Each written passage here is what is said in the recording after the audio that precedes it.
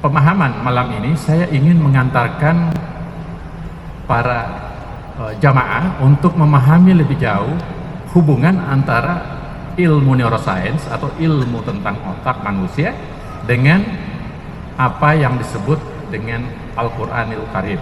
Hal yang lain yang saya ingin buktikan, bagaimana peran ilmu neuroscience atau sujud ini terhadap berbagai keseimbangan, bahwa pada saat kita sujud, posisi otak kita itu lebih rendah dari jantung.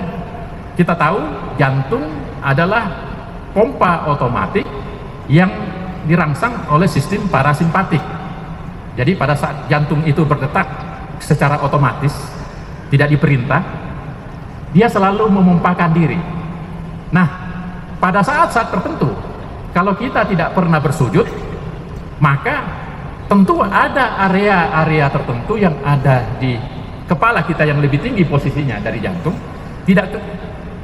tidak menerima cukup saturasi oksigen atau tidak cukup aliran darah ke situ. Oleh karena itu, pada saat kita bersujud, posisi jantung lebih tinggi dari posisi otak kita, maka manifestasinya tentu selain jantungnya menekan darah ke seluruh tubuh, juga ke otak. Tetapi karena bantuan gravitasi bumi, maka tentu alirannya lebih kencang. Mudah saja dilihat, kalau kita ngambil selang, kita sorong ke atas, maka dia tidak akan seperti air mancur, nggak setinggi mungkin. Tapi kalau disorong ke bawah begini, karena dua manifestasi, maka tentu desakannya lebih kencang ke otak. Dan ini punya manifestasi Bapak Ibu sekalian pada saat sujud.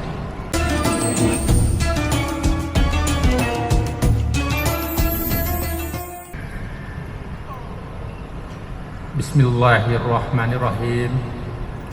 Assalamualaikum warahmatullahi wabarakatuh. Alhamdulillahi rabbil alamin, wassalatu wassalamu ala asrafil anbiya'i wal mursalin wa ala alihi wa ajma'in, amma ba'du. Alhamdulillah, masiril muslimin yang berbahagia, pada malam hari ini kita sama-sama telah melaksanakan salat Isya, dan insya Allah sebentar akan melanjutkan dengan salat tarawih. Izinkanlah sebelum itu saya ingin menyampaikan beberapa hal-hal yang semoga bisa bermanfaat bagi menambah keimanan kita. A'udzubillahi minasyaitonirrajim. Bismillahirrahmanirrahim. Qala Allah Ta'ala fil Qur'anil Hakim, ya ayyuhallazina amanu kutiba alaikumussyam kama kutiba alal ladzina min qablikum la'allakum tattaqun. Tentu Allah di surat Al-Baqarah ayat 31 menjelaskan bahwa kita diminta untuk beribadah. Salah satu ibadah yang sangat penting yaitu ibadah bulan suci Ramadan, yaitu berpuasa, di mana pada saat kita berpuasa ini bukan hanya menjadi umat Rasulullah Muhammad SAW, tetapi juga umat-umat sebelumnya. Kemudian juga kita pahamin bahwa di surat At-Taha ayat 14 Allah berfirman, ana fa'budi wa aqimis sholata lisikri, sembahlah aku, kata Allah, dan tegakkanlah salat untuk mengingatku. Tentu kita sama-sama pahamin bahwa salah satu rukun Islam yaitu melaksanakan sholat, dan konteks sholat ini sebetulnya merupakan hal yang sangat penting karena merupakan kebutuhan manusia, kebutuhan umat, kebutuhan seluruh insan yang ada di muka bumi ini. Kenapa menjadi kebutuhan? Karena pada prinsipnya fitrah kita adalah makhluk. Sebagai makhluk ciptaan Allah Subhanahu wa Ta'ala, selalu terpatri dalam basic insting kita atau prinsip dasar kemanusiaan kita untuk selalu mengabdi kepada Sang Pencipta atau Al-Khaliq. Oleh karena itu di surat Al-Baqarah ayat 30 Allah berkata, wa iskala rabbuka lil malaikati inni ja'ilun fil ardi khalifah. Allah berfirman di dalam Al-Quran menjelaskan, dan ingatlah ketika Allah ingin menjadikan khalifah di muka bumi ini, dan khalifah di permukaan bumi yang akan diciptakan itu yang namanya manusia. Kenapa diciptakan kepada manusia? Karena manusia punya keunikan, manusia punya kelebihan, manusia punya keunggulan dibanding makhluk-makhluk lainnya. Kalau kita merujuk kepada baik itu hadis maupun Al-Quran, secara tegas Allah mengatakan bahwa makhluk yang namanya manusia itu punya keunggulan. Keunggulannya terletak pada hal yang sangat prinsip yang kita sebut dengan al-aqli atau akal budi. Dan kalau kita berbicara tentang akal, tentu kita paham betul letaknya di dalam tempurung kepala kita. Dalam tempurung kepala kita itu sangat berbeda apa yang kita sebut berbagai jenis makhluk-makhluk hidup yang ada di muka bumi ini. Taruhlah kalau kita berbicara tentang binatang tentu memiliki juga yang disebut otak, memiliki sebuah zat yang ada dalam tubuhnya, tapi kemampuannya berbeda dengan kemampuan otak manusia.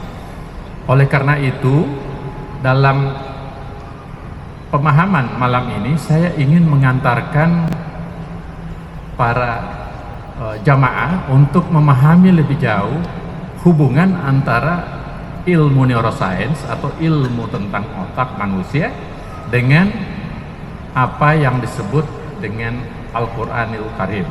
Nah,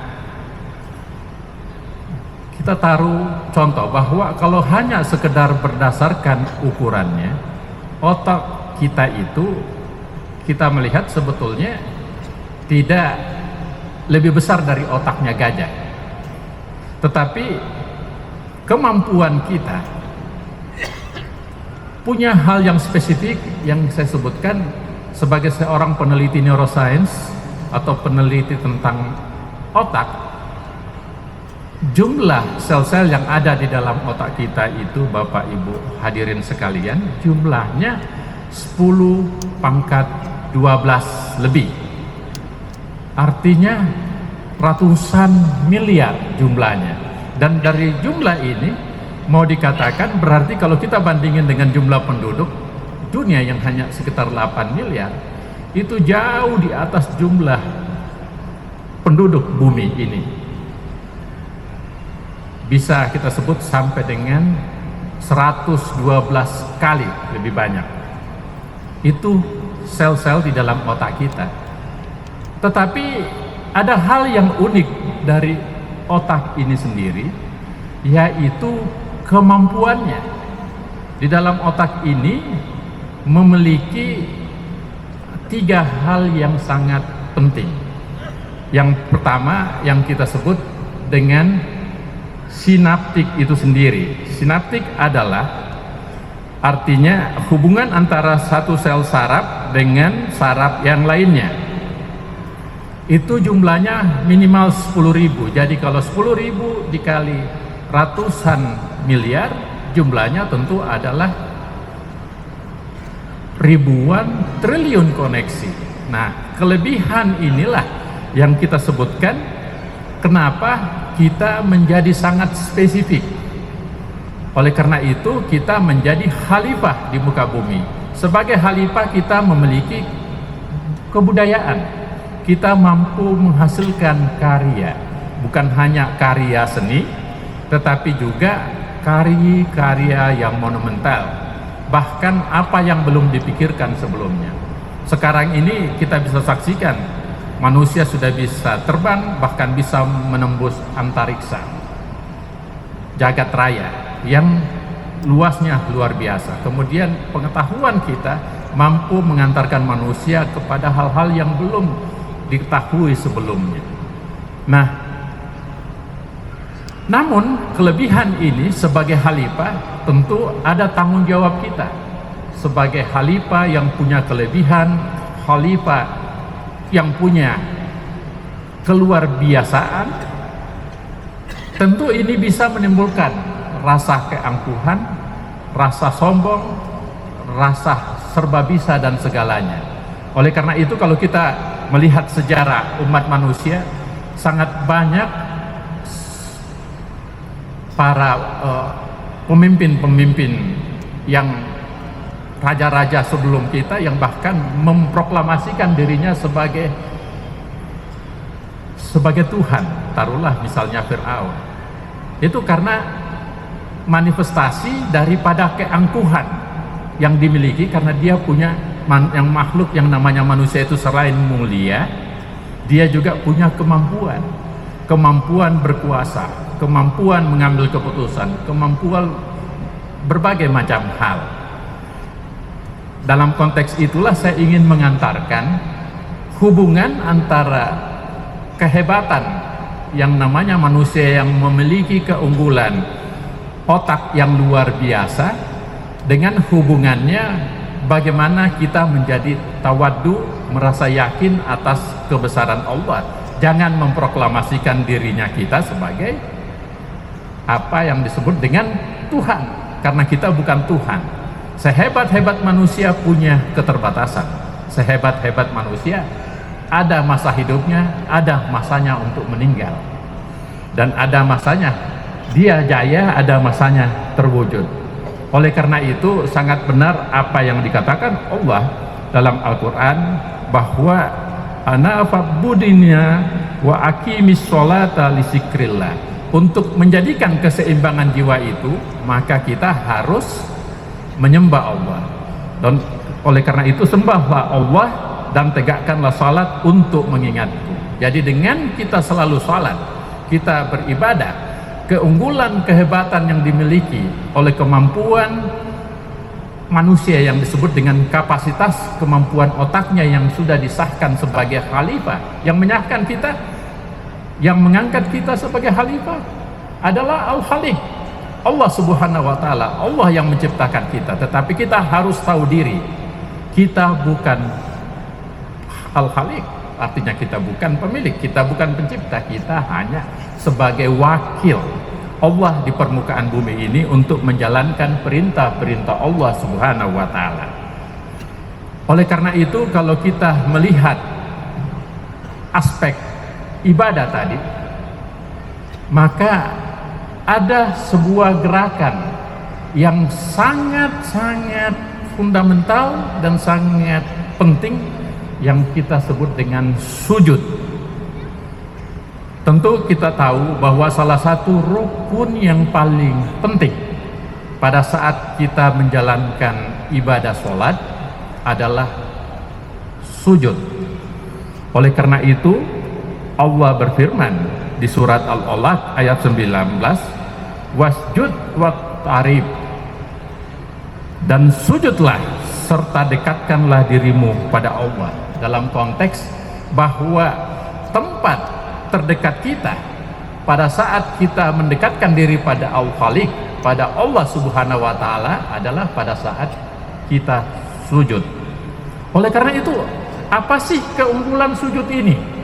Apa manifestasinya? Apa pentingnya dalam konteks selain konteks spiritual, konteks syariah, dan konteks ilmu neuroscience? Rasulullah lewat hadis riwayat Muslim bersabda, seorang hamba paling dekat dengan Rabb-Nya adalah pada saat sedang bersujud. Tentu instrumen ini sangat penting. Tentu sujud ini merupakan hal yang sangat-sangat spesial. Sebagai hamba Allah, kita datang ke sini melakukan ibadah sholat, baik itu sholat wajib maupun sholat sunnah. Ada hal yang paling atau intinya pada saat kita melakukan ibadah tersebut adalah pada saat sujud. Nah, saya ingin mengantarkan bagaimana pemahaman konteks ilmu neuroscience atau ilmu yang mempelajari tentang otak manusia hubungannya dengan sujud. Tentu ini hal yang luar biasa para jamaah yang kami hormati. Allah Subhanahu wa taala berfirman di surat Ar-Ra'd ayat 28. Allazi amanu wa tahma'innu qulubuhum bisikrillah. Allah bisikrillahi tahma'innul qulub. Allah menjelaskan di dalam Al-Quran, orang-orang yang beriman dan hati mereka menjadi tentram dengan mengingat Allah. Ingatlah bahwa hanya dengan mengingat Allah hati akan selalu tentram. Saya ingin membahasnya dulu dalam konteks hubungan ketentraman dengan apa yang kita sebut dengan ilmu tentang neuroscience ini. Bapak Ibu sekalian, kita sadar salah satu contoh yang paling real dalam hidup ini, tidak pernah ada orang yang dalam hidupnya selalu bahagia. Tidak pernah ada orang dalam hidupnya selalu gembira. Pasti ada saat-saatnya orang bilang bete atau sedih atau bahkan ketakutan dan cemas. Oleh karena itu, kalau di dalam Al-Quran ini sangat tegas bahwa dengan beribadah maka hati kita jadi tentram. Nah, kenapa bisa menjadi tentram? Karena di situ ilmu neuroscience sangat menjelaskan ada dua prinsip di dalam sistem saraf kita. Ada yang kita sebut dengan saraf simpatik dan ada saraf parasimpatik. Saraf simpatik kalau dalam konteks pembuluh darah, dia kerjanya bagaimana supaya terjadi kontraksi. Kemudian pada saat demikian, lawannya bisa menyebabkan relaksasi. Hal yang lain, di dalam otak kita, sel-sel saraf yang jumlahnya ribuan triliun koneksi yang ada dalam otak kita, dia terbagi atas dua. Ada yang disebut dengan sel-sel saraf perangsang yang dikode oleh sangat spesial neurotransmitter yang kita sebut dengan glutamanergic. Jadi itu semacam gasnya mobil di otak kita yang ribuan triliun koneksi itu, dia ada keseimbangan. Ada yang berfungsi sebagai memerankan peran untuk seolah-olah kita ambisi terus, gas terus, pokoknya jalan terus, tapi ternyata ada keseimbangan lainnya yang kita sebut dengan saraf-saraf yang intinya parasimpatik, yaitu saraf-saraf atau neuron-neuron yang mengandung inhibitory neuron atau sel-sel penghambat, sel-sel yang membuat rem. Nah, keseimbangan inilah yang bermanifestasi kita menjadi tidak tentram. Kalau dia keseimbangannya terjadi, maka tentu perasaan kita tentram, dan itu sangat bermanifestasi hubungannya pada saat kita melakukan sujud. Bapak Ibu sekalian, itu terjadi suatu proses keseimbangan harmoni yang luar biasa. Kita lakukan dalam riset-riset di laboratorium dan riset-riset berbasis pasien-pasien yang ada di rumah sakit, baik di rumah sakit jiwa maupun di rumah sakit yang memahami itu. Pada saat orang menjelang kesakitan luar biasa, pada saat dia mengingat Allah dan bahkan dia bisa sholat secara khusyuk, rasa sakitnya, rasa nyerinya hilang. Apa maknanya? Bahwa terjadi keseimbangan neurotransmitter di dalam tubuh kita dengan hanya melakukan sholat atau melakukan ibadah yang sangat spesial, yang orang-orang umum mengatakan proses healing. Ini terbukti bukan hanya dalam konteks keseimbangan psikologi tadi, tapi juga dalam konteks kalau kita melakukan riset-riset berbasis laboratorium. Bapak, Ibu hadirin jamaah yang berbahagia, hal yang lain yang saya ingin buktikan bagaimana peran ilmu neuroscience atau sujud ini terhadap berbagai keseimbangan, bahwa pada saat kita sujud, posisi otak kita itu lebih rendah dari jantung.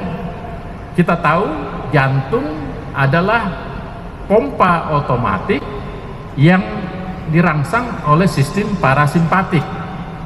Jadi pada saat jantung itu berdetak secara otomatis, tidak diperintah, dia selalu memompakan diri.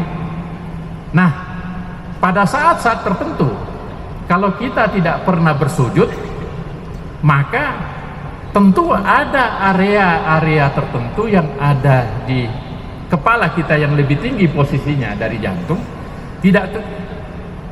tidak menerima cukup saturasi oksigen atau tidak cukup aliran darah ke situ. Oleh karena itu, pada saat kita bersujud, posisi jantung lebih tinggi dari posisi otak kita, maka manifestasinya tentu selain jantungnya menekan darah ke seluruh tubuh, juga ke otak. Tetapi karena bantuan gravitasi bumi, maka tentu alirannya lebih kencang. Mudah saja dilihat, kalau kita ngambil selang, kita sorong ke atas, maka dia tidak akan seperti air mancur, tidak setinggi mungkin. Tapi kalau disorong ke bawah begini, karena dua manifestasi, maka tentu desakannya lebih kencang ke otak. Dan ini punya manifestasi, Bapak Ibu sekalian, pada saat sujud. Ada area-area tertentu di dalam otak kita yang disebut dengan prelimbik atau sublimbik yang punya elastisitas terlalu kencang. Jadi dengan desakan tertentu, maka aliran darah itu sampai ke sana. Jadi sujud itu sangat bermanifestasi, sangat penting. Dan manfaatnya apa? Karena darah sampai ke situ, darah bawa oksigen, darah bawa semua zat-zat yang dibutuhkan. Dampaknya adalah kebutuhan saturasi oksigen kita lebih terpenuhi. Dan apa dampak berikutnya? Ini bisa mencegah beberapa penyakit dalam riset-risetnya. Taruhlah contohnya penyakit pikun atau demensia, penyakit Alzheimer bisa tercegah dengan sujud. Jadi maknanya sujud luar biasa manifestasinya dalam konteks ilmu neuroscience, dalam konteks hubungannya dengan vaskularisasi. Hal yang berikutnya yang saya ingin sampaikan, manfaatnya, keunggulannya, pada saat kita sujud, maka kita berbicara tadi bahwa sistem saraf kita yang jumlahnya sangat banyak tadi, yang menentukan perasaan, pemikiran kita dan sebagainya, tentu akan bermanifestasi hal yang lebih spesifik lagi. 3 proses yang terjadi. Apa itu? Yang terjadi di otak kita, yaitu proses yang kita sebut neurogenesis dan neuroplasticity. Sertain juga itu neurokompensasi. Nah, kita mau bahas dulu manfaatnya, hubungannya dengan neurogenesis. Pada saat kita berpuasa dan kita juga rajin menjalankan sholat, pada saat ibadah puasa tentu sujud kita lebih banyak, dan itu ternyata bisa merangsang sel-sel otak yang banyak itu tadi mati, kemudian berganti menjadi sel-sel baru yang lebih baik. Kan begitu. Jadi ada proses perbaharuan sel-sel di otak. Berikutnya tentu punya manfaat lain. Jaringan koneksinya lebih fresh, yang disebut neuroplasticity sinaptik, dan yang ketiga adalah neurokompensasi. Jadi dengan konteks seperti itulah maka besar sekali peran manfaat kita pada saat sujud, Bapak Ibu sekalian. Bisa memperbaiki otak kita dan otak kita bisa semakin sehat. Kemudian ada hal yang lain lagi dalam konteks seperti itu. Selain ketentraman jiwa, menghilangkan rasa keangkuhan dan kesombongan kita, pada saat kita sujud, Bapak Ibu sekalian, sistem elektrik di otak kita itu seperti mengalami recharge atau di-charger kembali, bahkan mencegah terjadinya kosletan. Ingat gak, ini gedung kita sangat tinggi, ada groundnya kan, ada ground yang mencegah apa, supaya kilat tidak menyambar puncaknya masjid ini. Nah seperti itu juga lah dalam konteks koneksi di otak kita. Pada saat kita sujud itu semacam selain menghilangkan rasa kesombongan, keangkuhan dan sebagainya, ternyata ada manifestasi elektromagnetiknya, yaitu menjadi manifestasi yang sangat spesifik dan sangat spesial, mencegah terjadinya koslet di dalam otak kita. Apa itu koslet? Ya error. Kalau error apa? Macam-macam. Stres. Setelah stres apa? Ya macam-macam, bisa jadi sakit kan? Bisa tidak ada sebabnya tiba-tiba marah-marah. Dan itu sangat berbahaya. Jadi itu manifestasi secara ilmiah kenapa pentingnya kita melakukan sujud, dan sujud ini ternyata sangat diperkuat oleh Al-Quran. Oleh karena itu maka baik secara ilmiah, secara spiritual maupun secara kesehatan, setelah terbukti sujud memiliki manfaat manifestasi yang sangat penting bagi kehidupan kita. Oleh karena itu kuncinya kalau mau sehat, mau tidak error, perbanyaklah sujud. Apalagi dibarengi dengan puasa, luar biasa berkah Ramadan ini. Jadi harapan kami mudah-mudahan apa yang saya sampaikan ini bisa bermanfaat, menambah iman dan menambah semangat untuk beribadah, khususnya melaksanakan sujud.